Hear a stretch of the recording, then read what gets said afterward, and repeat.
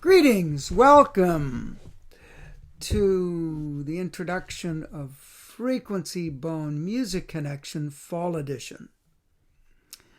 And yes, it's in a sense a continuation of the sentiment of music connection.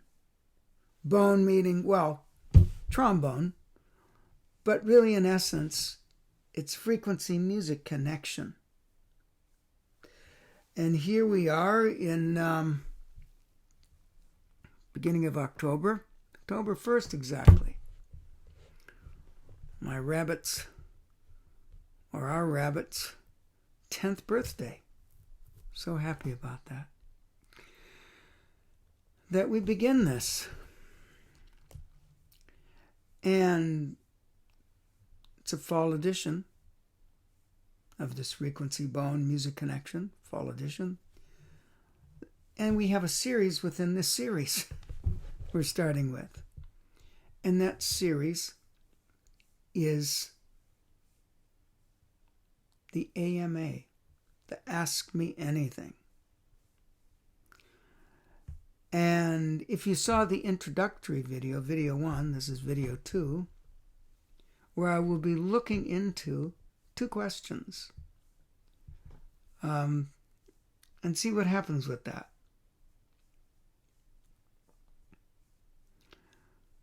I was explaining in the introductory video more of how it will be going on with it. What's the sentiment behind it? The whole feeling and attitude of I will be going on a quest with the questions. Since questions anagrams to quest is on, and given that, I found myself asking the questions, and thinking about it and playing with it. And so the process of looking into a territory, which the questions represent, that for me opens up the territory more. It opens up the actual territory, and we see, oh, this little branch appeared. This little sprout happened. Ooh, look at that fruit. From growing kind of to the cause of the question. And I'm not saying anything that is said on this video is definitive. But there might be things that define certain aspects of the question being put forth. And the introductory video kind of gets into that a bit if you want to see it. Now, I guess I have a habit. I mean, I don't have all my teeth in right now. Now, you didn't notice that. I don't think. Because it's easier for me to play without them.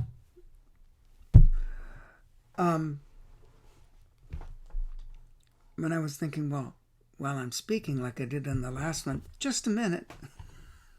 I could go on and off like that, and on and off. But they're in there. But let's see if I can survive, and you can survive, with me talking with fewer teeth. Now, you could say, well, this doesn't sound very polished already. He's wondering about, should he put in teeth? Should he not put in teeth? That's not the point of this video. It's for me to come off polished. Just to put some things aside. The point is it's an engagement with a territory coming from people's lives.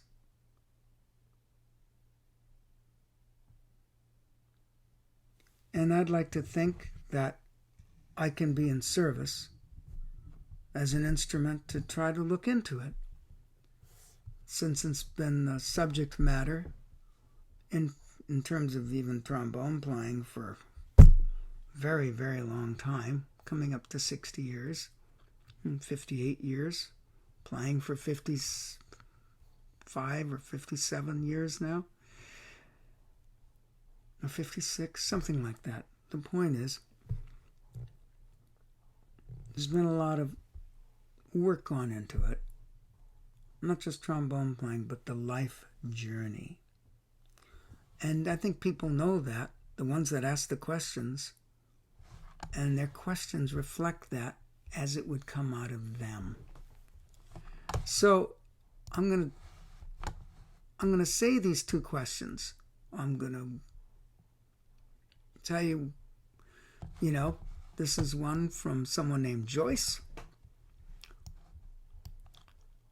And she asked, how do you spark joy from your inner child with music when you are not so happy with how things are going?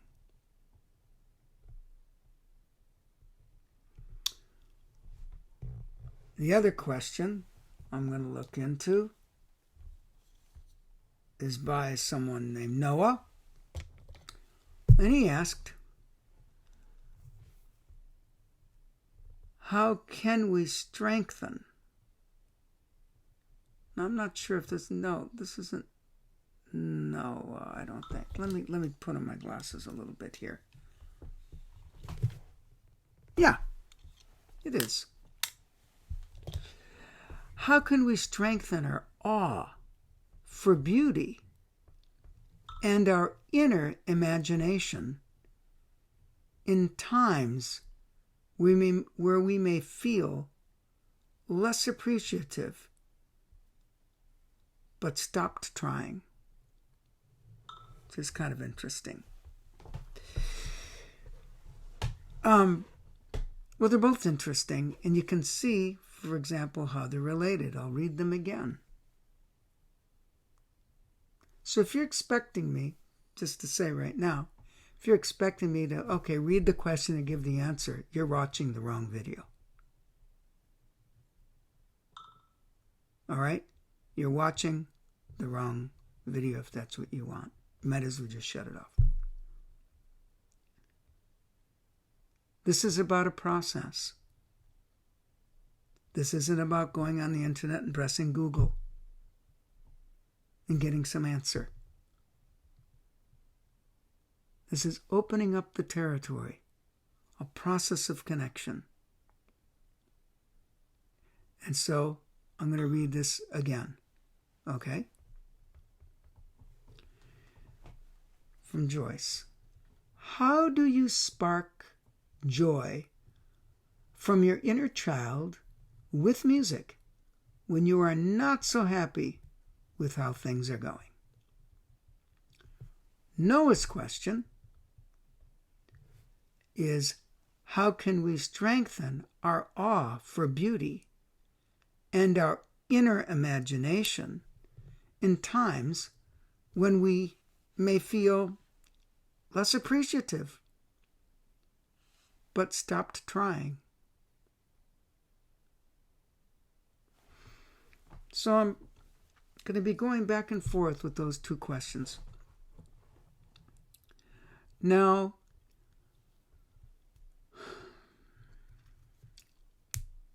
one of the things I've noticed about the two questions is they talk about inner child, inner imagination. What would that mean?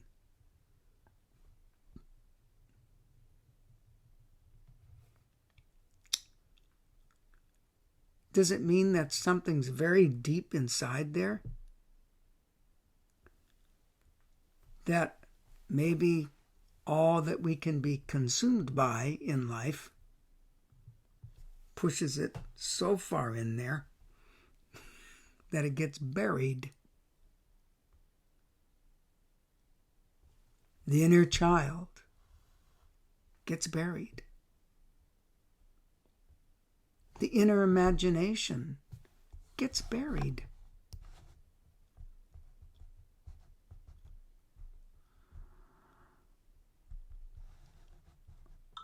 And one of the things we have to ask, I feel,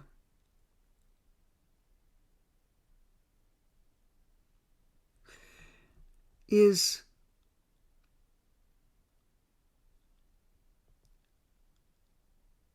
how much time do we look for the inner child?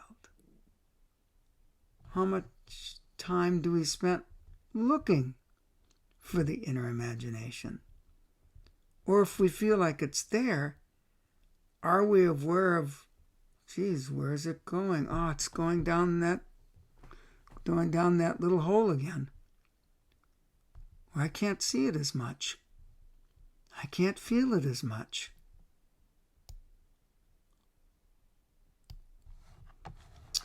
So, is there a connection between inner child and inner imagination?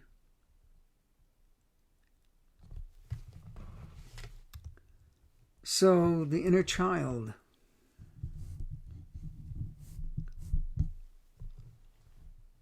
For example, you don't go up to a 5-year-old and say, "How's your inner child? Has it come out yet?" Or a 4-year-old. What point does inner child get to be a little hidden? Hide and go seek.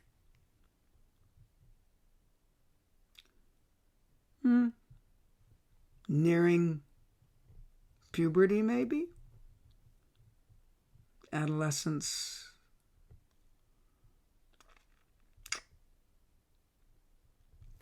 Once a certain point starts to happen, we feel certain shifts happening to us, okay, in those times I mentioned. We've also been, most of us anyway, in school systems, all right? Different demands on us, depending on where you are in your socioeconomic family, and different families demand certain things of people very early on. You know, you go to school, but then you have all your after-school programs. Your day is very taken up. You tell me where there is some real time to connect with that freedom, that natural kind of, I want to play with something.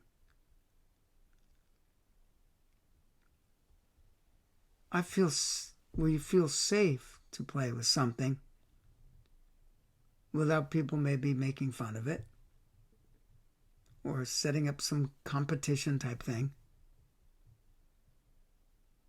Or someone saying, well, that's nice, but it really should be like this. You know, trying to correct what we're doing. But you being free to be, and a natural sense of self, discovery, and imagination. Now, really imagining things? Or is the process of what we're playing with creating all sorts of different ideas, different images come to us?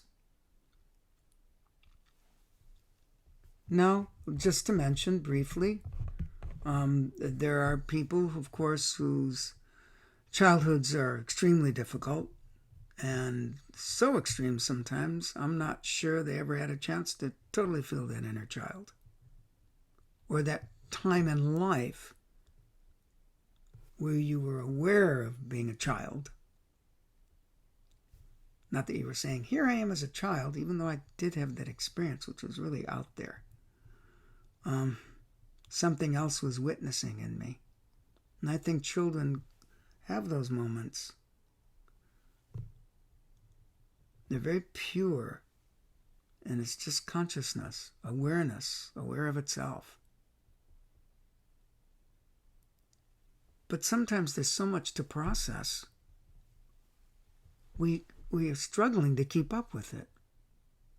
But those times, even people who have been in really difficult situations where maybe they haven't had a lot of free time, perhaps they got a taste, even a small glimpse taste of that feeling of playing, that feeling of maybe being a bit safe for a bit, to be able to look at things. It's like I said, I don't want to spend too much time in that really intense state of people maybe not having enough time. But more for those who have had at least some time and cherish that time. And obviously the question I feel Joyce is asking is saying, I don't want to lose that. I don't want to lose that. So someone could say from her question, well, can you remember when you were a child when that was happening? Or even when it's happening when you're older.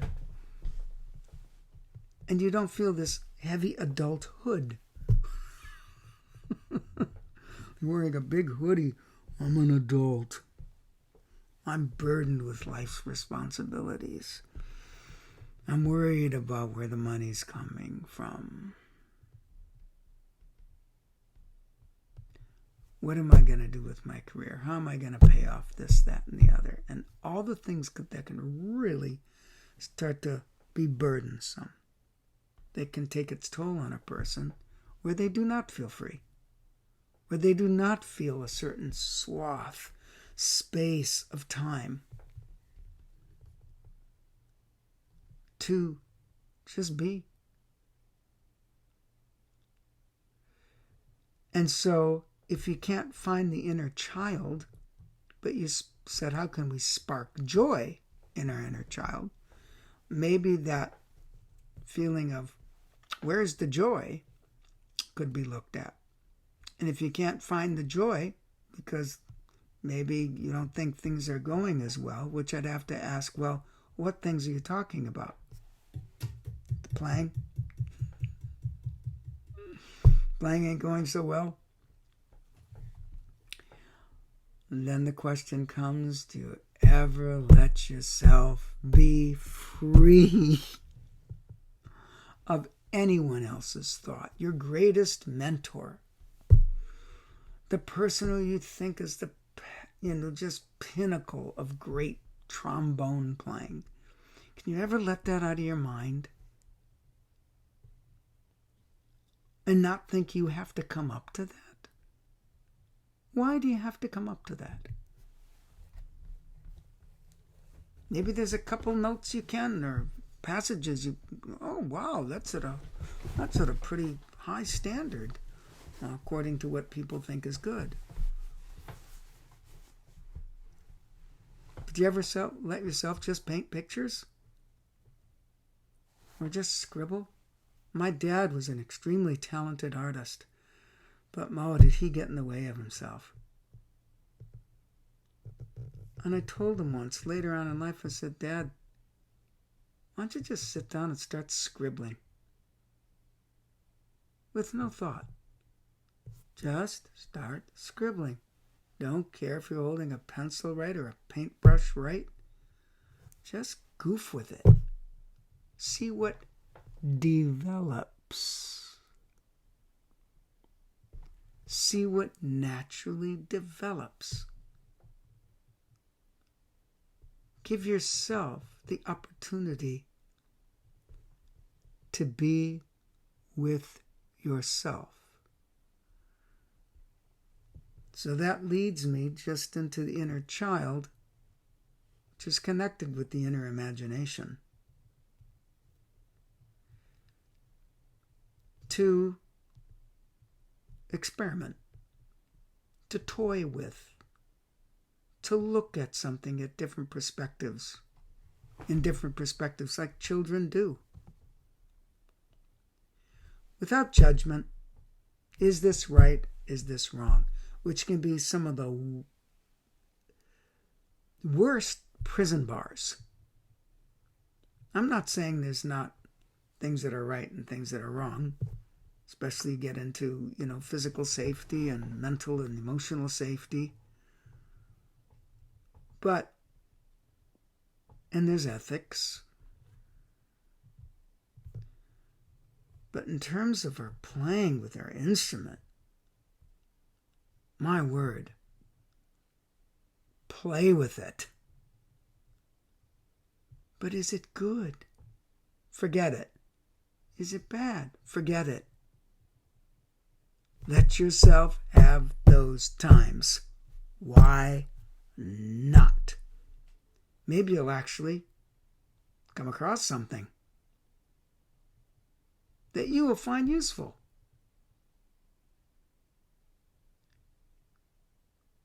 So the inner child, I feel, and the imagination, that feeling of naturalness and freedom and innocence just to be and feeling safe to do so, is part of our soul. It's a part of our soul, our greater capital S self. And I believe that can reflect the spirit behind it, the soul being the individual spirit.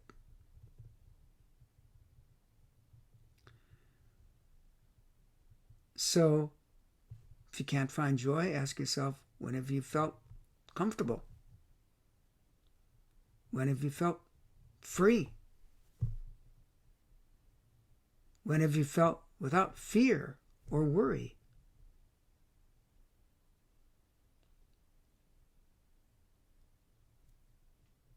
When did you not care if your sound was going do? There are 5 vowels, and each one can have totally different shapes.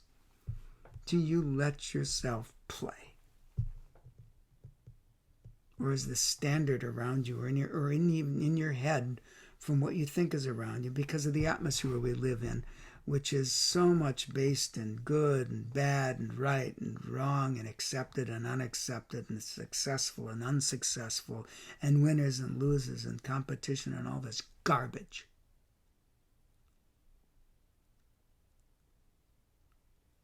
Now, I'm not saying there's different elevations of playing. But if you can't, people have heard me say this, if you can't get to that, what you think is just such a high pinnacle, can you have the self-respect that you're you? And to be with that instead of at conflict with that, to see what it will tell you.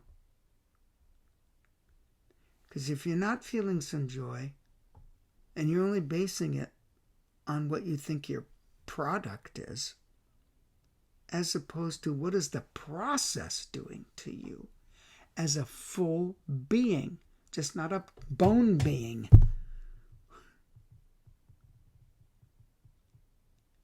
The more you have that, the more you'll see this as a part of your life, not the totality. And sometimes we have to learn that the hard way. We build an identity. Will you exist without this? And the art that is in you can exist without this. And that was one of the greatest discoveries that I made for myself. So, look for other things besides joy. Can you spark in you? Forget about thinking about the inner child. Because if you're going to spark, when's the last time you were happy? What kind of makes you happy? I don't care where you find it from. What kind of makes you feel soft and innocent and in awe?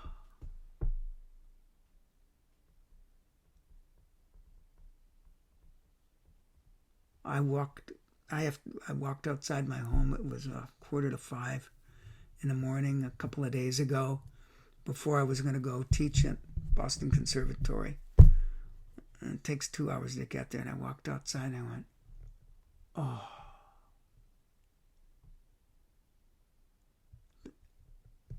Where I live, you can see the Milky Way clearly. You know, part of it. And Venus and Jupiter and just the Big Dipper was on its side and the Pleiades and different stars. It was just, I was always in awe. And when we start losing our awe of life, bye-bye inner child. There's one thing about being a child, if you think about it, there's a freshness and a newness, kind of an unknown feeling sometimes too. But that means your familiarity with what something is called doesn't eclipse your feeling. And you just go, well, I know that. Now, if that happens to you, as my wife would say, that's nature in you trying to right yourself, trying to gain balance in yourself.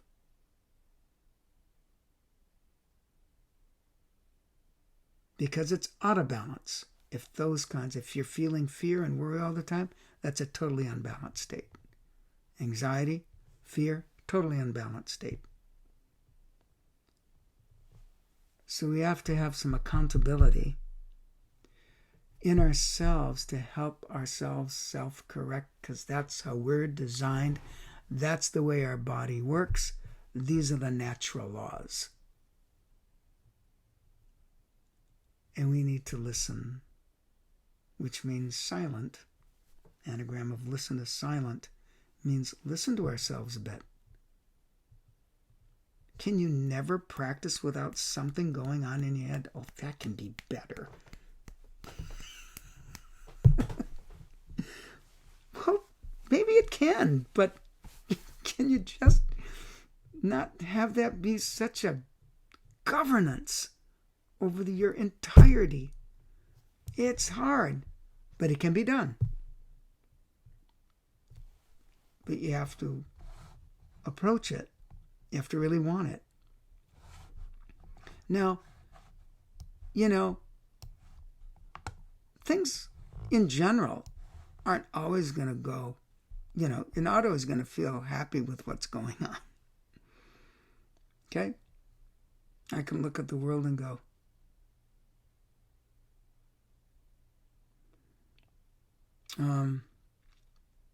all the signals that I can see are saying something is really trying to right itself because it's so out of balance. And if I let myself go down that rabbit hole,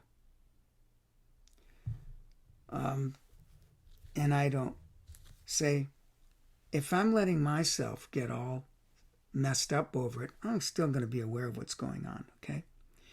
But if I let that kill my being, with it being too much to process, then what help am I doing to myself and the world? Okay? Because we become what we process. We become what we think about.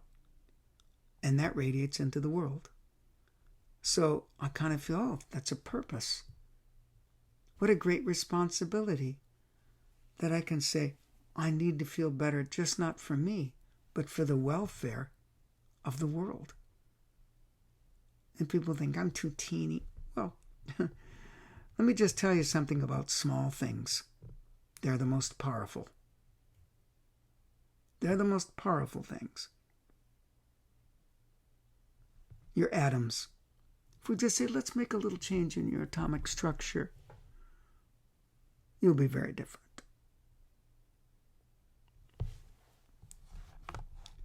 So inner imagination ties into this thing. How can you let your mind soar if you're so worried about everything?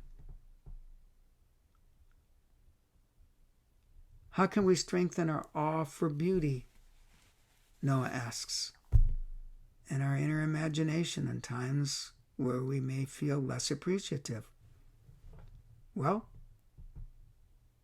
how often do you try to connect to the awe of beauty? The awe for beauty. Do you let yourself connect with nature and really realize, God, look at the magnificence. Look up and see, wow, am I really seeing those stars? Well, not really. That's from, millions of years ago, and it's just getting to me now.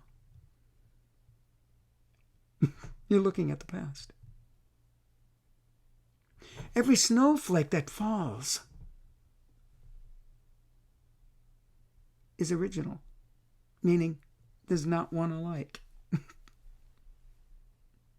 Same thing with human beings, same thing with frogs, same thing with bees, same thing with grains of sand, same thing with stars.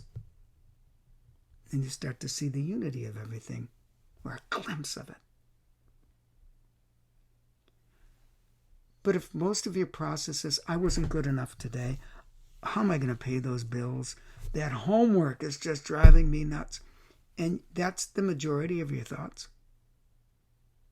How are you going to have any awe for beauty? You're not spending time with it. You're not spending time with the things that light you up inside, which is the inner child, or an aspect. Feel that music that attracted you to get into music in the first place. Every day, you need to make some space to connect to your capital S self. Whether it's meditative, prayer, contemplative, listening to that tune that does something to you. Thinking about aspects of nature that do bring that awe. I remembered once I had a biased sense of beauty. I had bias inspiration. And that just cracked me open. So we build up biases, which also prevents. Because we're going to have times where we're going to feel less appreciative. We're going to have times where we are not happy with things, how things are going on any particular level. So we take it and we go, okay, here I am. Here's my state. And let yourself kind of just settle. And have those things flow past you a bit.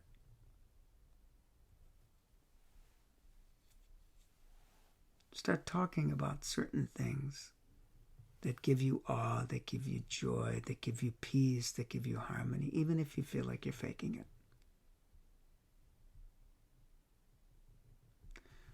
Sometimes we have to act the part.